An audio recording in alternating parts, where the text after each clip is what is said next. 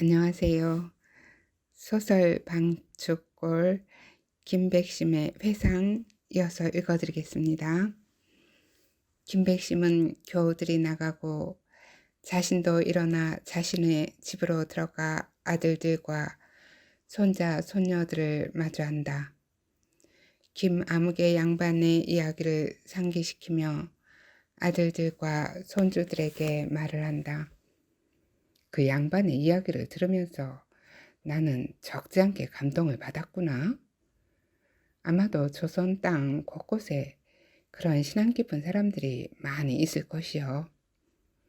전에도 자주 그와 비슷한 이야기를 들었다. 지금 조선 백성들은 여러 가지로 상황이 좋지 않아. 관아에서는 세금을 뜯어내려고 백성들을 죄고 있는 데다가 도적대들은 아무 집이고 마구 털고 다닌다는구나.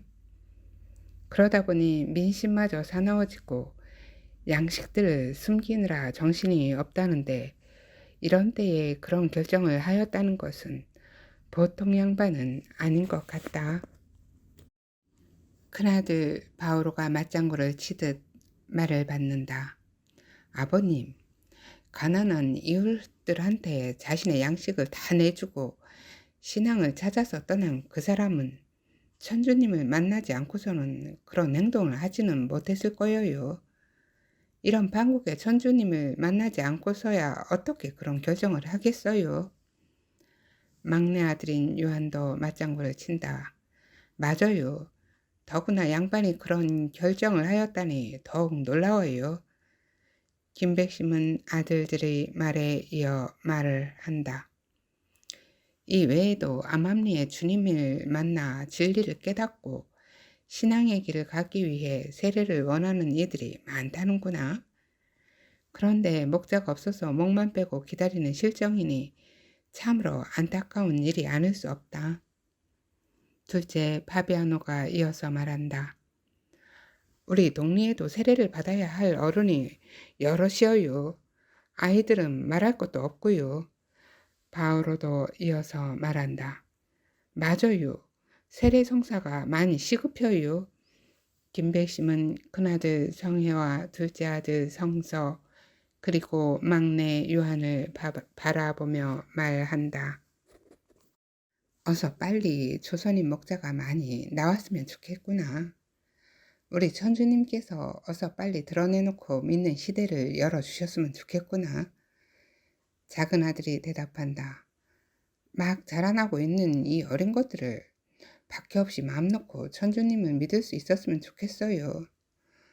김백심 암브로시오는 하고 한숨을 내쉬며 말한다. 그러니 조선은 목자가 매우 시급한 실정이야.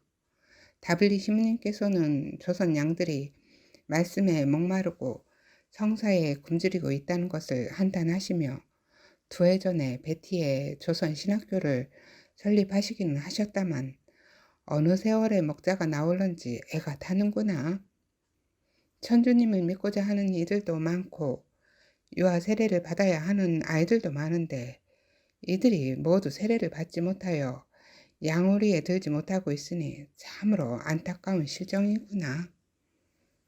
조선의 대부분의 양들은 목자 없이 신앙생활을 하고 있으니 참으로 한시가 급한디 박해는 점점 더 심해지니 어쩐대요? 둘째 아들이 조선의 시국과 양들의 입장을 말하며 걱정을 한다.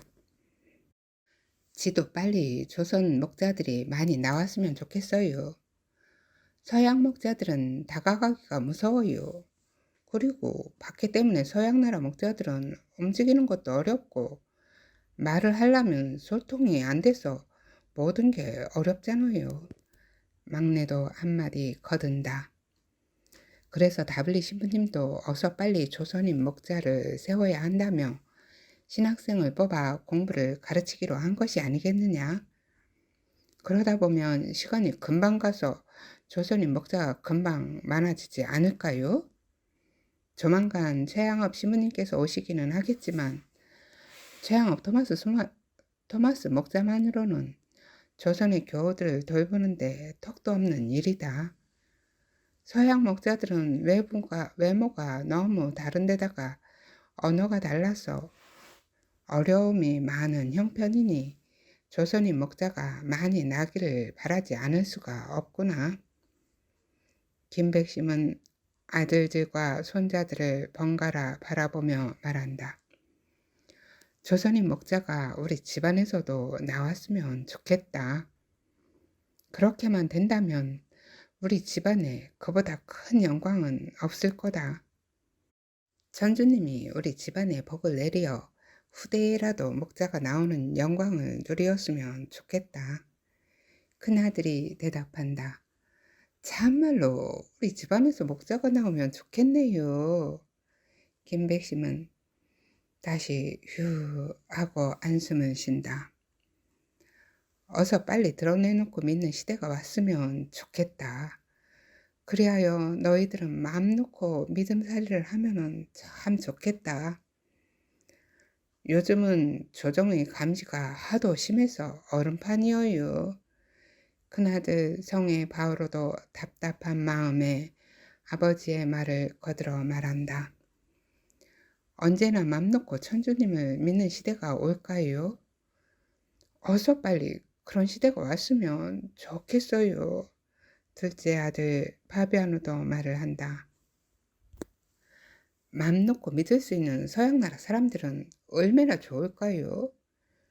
우리 조선 나라에도 하루빨리 그런 시대가 오게 해달라고 오랫동안 기도했는데 왜 이렇게 오래 걸리는 걸까요?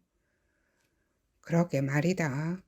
아버님, 우리 조선도 천주교를 맘 놓고 믿는 시대가 오기는 할까요? 아버님이 말씀하셨잖아요. 언젠가는 꼭 들어주실 거라고요. 막 자라고 있는 이 어린 아이들은 밖에 없이 맘 놓고 천주님을 믿을 수 있게 해달라고 지는 맨날 청하고 있어요. 둘째 놈의 목소리가 흔들리는가 싶더니 감정이 격해서 언성을 높이는 것이 어째 심상치가 않다. 둘째야, 아버님, 이런 방법으로 조선의 나라에 천주님이 함께 하신다는 것이 지는 불만이어요. 대를 이어 지금까지 박해를 당하고 있고 처형당한 사람만도 수백이 넘는데 아니 수천은 될 거구만요. 꼭 이런 방법이어야 하나요? 천주님을 지는 이해를 못하겠어요. 천주님은 꼭 이렇게 하셔야만 하는 건지 암만 생각해도 이건 아닌 것 같아요. 지는 우리 아들도 우리처럼 살게 될까봐 겁이 나요. 하고 말한다. 너희들이 성교회의 진리를 안다는 것은 가장 귀한 보물을 차지한 것이고 이 세상에서 가장 복된 길을 걷고 있는 것이다. 어린 너희의 자녀들은 법에다. 우리의 대를 이어갈 가장 귀한 법애들이니 이 나라를 위하여 성교회인 천주교의 진리에 대하여 잘 가르쳐야 할 것이다. 파비아노는 고개를 푹 숙인 채 방바닥을 뚫어져라 쳐다보고 있다. 김백심은 작은 아들의 마음을 이해 못하는 것은 아니다.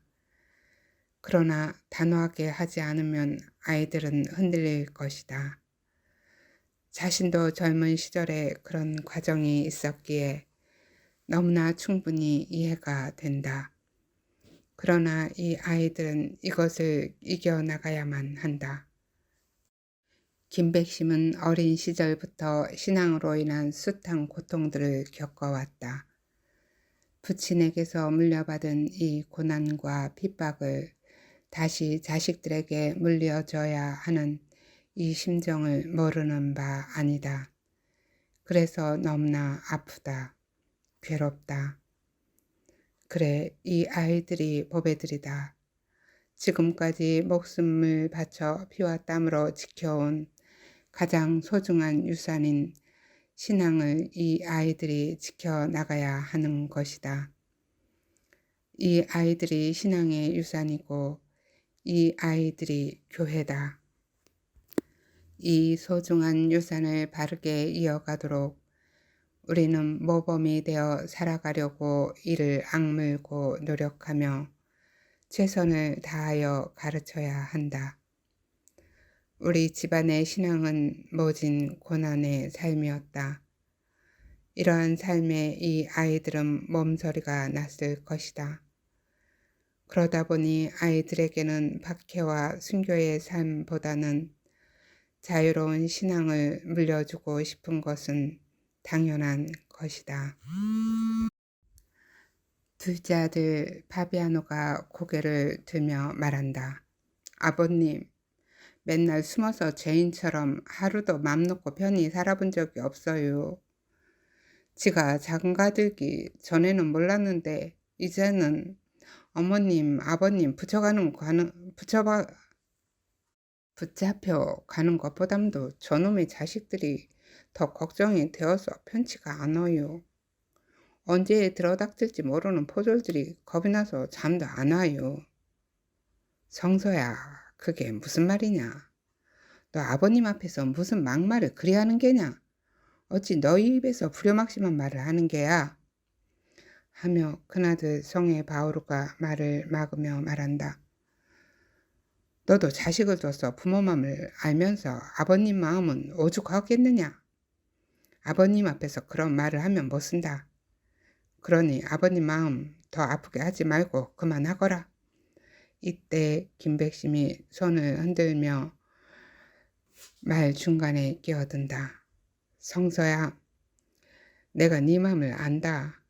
그러나 그렇게 편치 않은 마음으로 천주님을 모시는 건 옳지가 않다. 천주님을 모시는 사람이 어찌 그리 불안한 삶을 산다는 말이냐. 성서야, 천주님을 체험하지 않고는 기쁨을 얻지 못하는 것이니라. 그럴수록 더 많이 기도에 정진하여 천주님의 참 기쁨을 맛보아야 우리의 삶이 얼마나 크고 감사한 일인 줄을 깨닫게 될 것이다.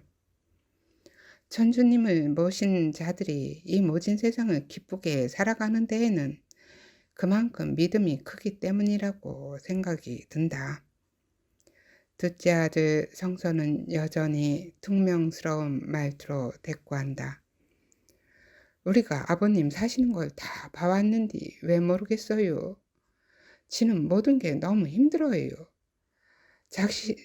자식들 굶기고 이웃집 밥상 먼저 챙겨야 하는 이런 삶이 이제는 싫어요. 성서야, 형님. 큰아들 성혜와 막내 아들 요한도 동시에 둘째 놈을 쳐다본다. 둘째가 이런 적이 없어 정작 김백심 자신도 크게 놀랐다. 막내 같으면 워낙 버릇이 없어 그런다지만 착하디 착한 둘째 놈이 그러니 참으로 놀랍다. 이 아비도 파비아노 마음을 안다. 나라고 왜 흔들리지 않았겠느냐.